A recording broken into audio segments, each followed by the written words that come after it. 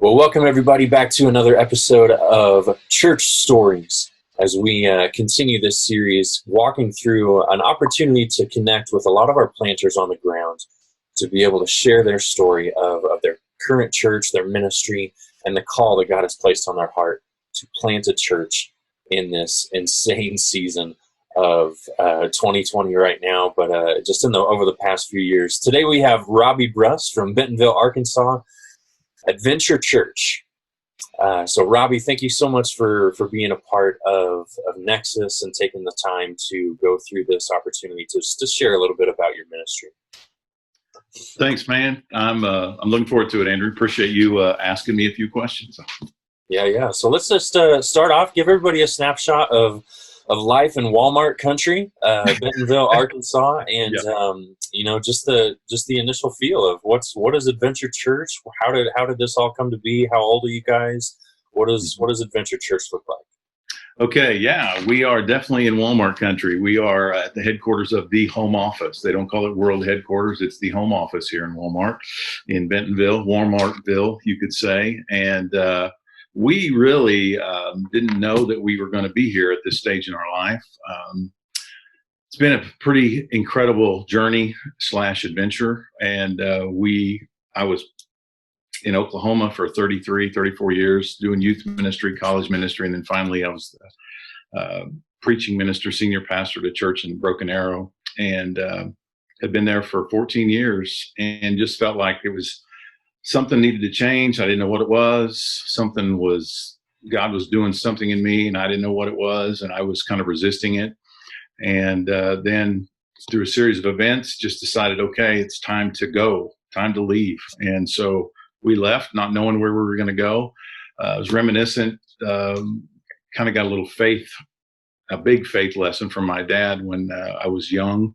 So he left Los Angeles and moved to Oklahoma to be a house parent at a Christian children's home, even though he'd never been there before. And so my mom and dad left and did that. So that kind of set the stage for things. And then, so we left, stayed in the area, just kind of pursued our network of things and tried to figure out, okay, God, what do you want us to do next? That kind of a thing. We really didn't know. And then talked to a guy named Vance Eubanks, who's a good friend of mine, who happens to be on the board for the Arkansas Church Planting Network, who is a part of Nexus as well. And he said, what about planting a church? And I didn't say this to him, but I said, I'm way too old for that. But that's what my thoughts were. And then God kept directing us to these different church planters we would run into. And so we began to open the door and started talking to people, called and talked to Lynn Cook, who's the director of ACPN, then talked to Phil Claycomb and talked to Greg Garcia. Anyway, one thing led to another, and they kind of decided that Bentonville is an area that they wanted to plant in and asked us if we'd be a part. Went through assessment, which I got to tell you was pretty intimidating for a guy my age. I was 54 at the time. And I'm just going, so I got to go through and find out whether or not I can actually lead a church, even though I've been leading a church. But it was amazing. It was so good for me. So good for me. So good for Sandy, my wife. It was great stuff. And so anyway, we went through that, and then so we moved to Bentonville in the end of July of 2016. Started officially August 1st of that year, and then we had our first church service gathering on first Sunday in February of 2017. So that's our start date, and it has been an incredible journey because we just seen God show up over and over again, and we've seen him bring people that we didn't expect him to bring. I mean, it's like anybody that launches a church in our system, the Nexus system, it's mostly just a parachute in and you go, I don't know anybody, let's figure out what to do. And God knows what he's doing. And so Adventure Church was born. It has been, like I said, an adventure, but it's been fun. And I can honestly say, and I said this a couple of years ago, Phil and I did a seminar together at Ozark Christian College, and it's really the most fun I've had in ministry ever. It's just really been fun. It's been a lot of hard work, but it's just fun. And so we presently at Adventure Church, we set up and tear down every week, except well, we still do that right now because of COVID-19. We had a number of weeks, obviously, just like everybody else, we were online only, but now we're meeting in a park. And here's the irony of meeting in this park. We're meeting in a park called Park Springs Park in Bentonville, Arkansas, which is the birthplace of Ozark Christian College in 1942. Wow. So it's kind of a crazy coincidence, God orchestrated thing that we're meeting in the same location that Ozark started in, my alma mater and Sandy's alma mater and two of my daughter's alma mater. And so it's really, really cool to be a part of that. And it's cool to meet outdoors. It's awkward at times, but we've just coined the phrase embracing the awkwardness. And we just do it. So our church is made up of a broad spectrum of people. We have lots of young kids. We have quite a few older folks, and we have everybody in between. And it's just been fun. And it's not all Walmart people. Obviously, there's 18,000 people that work for Walmart in Bentonville, Arkansas. So obviously, there's a big portion of Walmart people there. But God has just really done some cool stuff. We've seen great things happen with individual people. We've seen people who have been away from the Lord for a long time or away from church. We've seen people who haven't been connected to God at all, and they've come into a relationship with God. We've got one young man who is really passionate about the church, and he's starting a residency with us right now to become a church planner, taking some online classes through Bible college. And it's just really been cool to see. And then we're also, just good stuff. It's really, really been, not only has it been fun, but it's been just seeing God's hand on it all. It's just been good. So, yeah, when you, you mentioned that it's just the most fun you've had in ministry and all that type of stuff. Like, what's different about the culture of your church plant, or just the process of it all that has been so much different than what you previously experienced in ministry? Yeah, I think one of the big words is just being liberated a little bit. It's the idea of having the freedom to define what it is that God has called us to do. And then as we've defined that, when people come to understand who we are and what we're about, it's kind of, anybody has a choice. They can choose yes or no. But when they choose yes, what they're choosing yes to is we feel like is in alignment with what God is calling us to. And so that's a long answer to say that we don't necessarily have to deal with some of the entrenched mindsets or some of the politics that sometimes go in with some of those kinds of previous experiences. But also there's this sense of, for the people that have come, there's this sense of they realize that they can live out their faith and it doesn't have to be in a particular shaped box. It doesn't have to be constrained by, well, we've never done it that way before, or why are we doing this, or that kind of stuff. And we just kind of give people freedom to trust God, follow him, and go for it. And it's cool because people, once they realize that you're saying yes, they want to say yes, and it's just, instead of saying no, and it's just been good in that regard. It's just, it's just fun. Good, man. Good. What's been the one thing that you've, you talked about growing in your faith a lot, or being challenged in your faith a lot, just the whole process in general. What's the one thing that you feel like that either you love the most about your ministry, or that you've grown the most in personally, with just your walk with God and everything that you do? Mm-hmm. That's a great question. I think for me, what I enjoy the most and what I'm able to do now more so is I'm able to actually spend time with people more, spend time with guys in discipling them more, and not just in a structured kind of 1 hour class time or teaching time or whatever, but just being able to be with people and to just kind of step into their world, and when they allow me to, and to help them take next steps. I know that's one of the things that Nexus we talk about a lot, is taking next steps. And so even using that terminology is fun. It's just fun to say, okay, so God doesn't want us to stay where we are. So what's the next step? And to see the light bulb go on, and people to say, oh, okay, what's my next step? And then to see them take that step, and then to encourage that and see what happens as a result of that. And so it's changing their families. It's changing their perspective on why they work, why they go to their jobs. It's just really kind of a grassroots kind of thing. And it's just good. It's just really good. Good, man. Speaking of next steps, I mean, going through the whole quarantine process and staying nimble with all of that type of stuff, coming back out of that, I mean, hopefully you'll be able to meet in your facility again, which is where do you meet in your facility? We meet at Infinity Athletics. It's a cheer, dance, and tumble gym. Awesome. Yeah, so we learn cheers every Sunday. It's a good time. That's right. Yeah, very nice. That's just how we roll. Yeah, man. So what's next for Adventure Church? Well, what's next is we're really focusing on discipleship and creating more of a structure for that can be a multiplying mindset, and that's really a big focus for us. We obviously are interested in a permanent location, a building, and our philosophy of that is we'll only, number one, move into a building that we would either own or lease, that we would have access to 24/7, if we can see it being a tool for ministry every day of the week.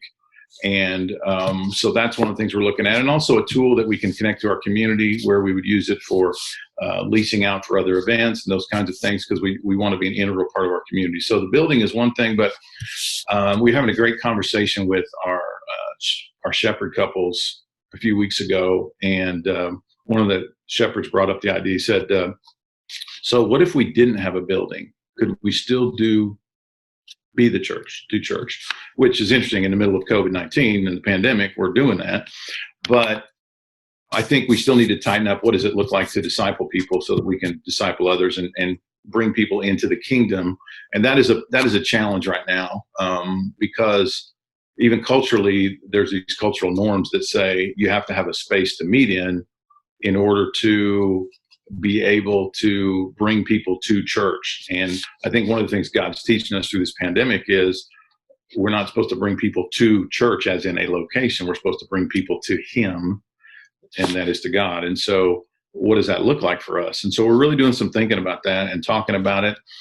Not to say that it doesn't mean we won't be doing something with a building, but it does mean that we're willing to think outside the box now, even more so since the pandemic. What's one way that your ministry has kind of excelled just during this uncertain time? I think what's cool is that we installed shepherd couples right before the pandemic hit, like in February. And so actually this has enabled, we divided everybody up into kind of flocks based upon who they were already connected to. We tried to say, who are you already shepherding? Because was one of the criteria for our shepherds. Who are you already shepherding? And so we kind of put everybody in groups. And then all of our shepherds have at least every week or every other week have made some kind of contact with everybody that's in their flock. And what's interesting about it is that they've gotten to know those people a lot more than they would have had we not been in the middle of this pandemic. So when I think about something that's really been good that's happened, it's been that particular piece, and it seems like God orchestrated that at the right time. So it's really going well. I know that you met a number of them when you did God Dreams, which God Dreams was a huge thing for us. Kind of put some things on hold because of the pandemic, but now we're in the process of reinvigorating that, and excited about where that's going to go. Yeah, good, man. So what's just talk about family life for a second. I mean, of going with some of the stability, for lack of a better term, and kind of a established ministry to kind of the crazy of what the church plant has kind of been like. What has life been like for your family over the years? Well, it's interesting, of course, being a little older, and yet in a weird place, because we adopted 3 kids, and 2 of our adopted kids are still at home. They're still in high school. So we still have high school kids at home. And then we have extended family, our other kids. We have 6 kids total. And so my older kids were like all in, embracing the whole idea of planting a church and us doing that. And actually, our oldest daughter and her husband were part of a church plant and still are in New York City. So they were like, yeah, you need to do this.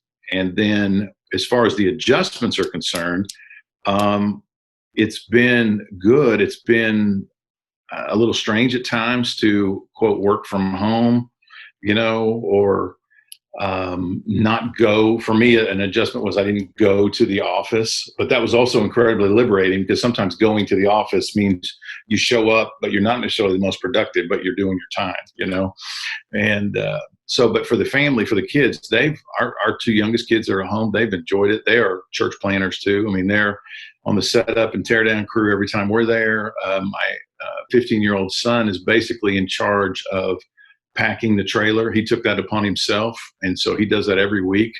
And when he's not doing it, somebody's asking, where is he? What's going on? They don't know what to do. And so it's been good. I mean, it's been an adjustment because it just takes a lot of time. And Sandy and I had to pull back and say, okay, we got to take some time for us too and do some self-care. One of the things I do is, for me personally, is I ride a bike. And so I get on my bike, 4 or 5 days a week and just kind of detox from it all. And just trying to plan family times together where we can just not talk church stuff. That's a big part of it too. Yeah, man. Does your wife still like you? Most of the time, on Thursdays, sometimes on Fridays. No, she does. Yeah. But I mean, it's been, honestly, it's helped us grow because we've had to really dig into some things differently than we would have previously, and because what happened was I did youth ministry for a number of years and she was right there with me. And then when I went into preaching ministry, she was not right there with me. I was doing it. And now we're church planning. We're really doing it more together. And so having to readjust to doing things together. And, we think differently about things. And sometimes I think her ideas are great. And sometimes I don't, and vice versa, and so working on that together has been good. It's not always been easy, just to be candid, but it's been good. And we think we come out with a better result when we do it together. Yeah. Good, man. So you mentioned earlier just a little bit about, what assessment was kind of like for you guys and just partnering with Nexus. Tell me just a little bit about that relationship and how has Nexus partnered with you? How has that relationship benefited you? And you've kind of in a special position because you're even have recently been invited to start coaching for some of the newer guys in Nexus. So talk to me just a little bit about just that relationship in general. Well, I would say, shameless plug, if it hadn't been for Nexus, I'm not sure that I would still be in ministry. And when Sandy and I went to Art of the Start, it opened our eyes to things we didn't even realize we needed our eyes open to. And I use the word liberated. It liberated us, gave us freedom. Art of the Start, along with assessment, validated our call. We'd come to a place in our life where we really felt like we were supposed to still be doing, local church ministry, but we also had some serious doubts about it. And Nexus and the whole system just helped validate that for us and just affirm to us that we still mattered, so to speak. We still had something to give and to be a part of. And so it was just a huge, on a personal level, a huge deal for us. And then as I guess we've been exposed to Nexus stuff in the last 4.5 years, we just have seen consistently so many good things. The ability to think through things and go, okay, this is how we are. This is who we are, but how can we adapt to this change and that change as a group of church planners, and just the offering the 2 times a year when we do Think Next and the family reunion. Of course, we couldn't do that this summer because of the COVID-19 and the pandemic and stuff.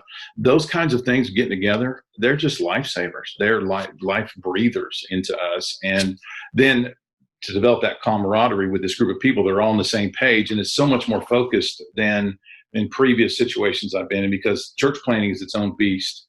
And so Nexus, Barb and Phil and everybody involved does a great job. And then being able to coach has just been awesome. I love it. I love it. I love it. I love being able to coach. And it's it's fun, and it's fun to see what happens when guys tune into what's going on and how they can do stuff. And then just financially, I mean, just to be candid, we took a significant pay cut, when we started doing this thing, but we have not struggled. And part of it's because of the faith and the vision of the Nexus leadership and their partnership with like Golf Course Road, Church of Christ, and others. It's just been so good. And we've just seen God's hand in it, and we've seen God do miraculous things in regard to providing financially for us at times when we weren't sure we were going to be able to make it. And then all of a sudden, here comes somebody with a check just saying, hey, we want to support you. So Nexus has been, I can't speak of it enough. It's been good. Awesome, man. Well, I'm sure we could sit here and talk for hours and hours about all the different things in ministry and just how it's affected you personally and going through all that stuff. But I just want to say thanks, man. I appreciate your dedication to the kingdom and everything that it is that you are investing in with your body of believers there in Bentonville, Arkansas. So thanks for taking some time to share a little bit of that dream with us. Well, thank you, man. I appreciate it. I believe in what you're doing and what we're doing as Nexus, and I'm just excited to see what the future holds and more church plants and more people come to know Jesus for sure. So thank you.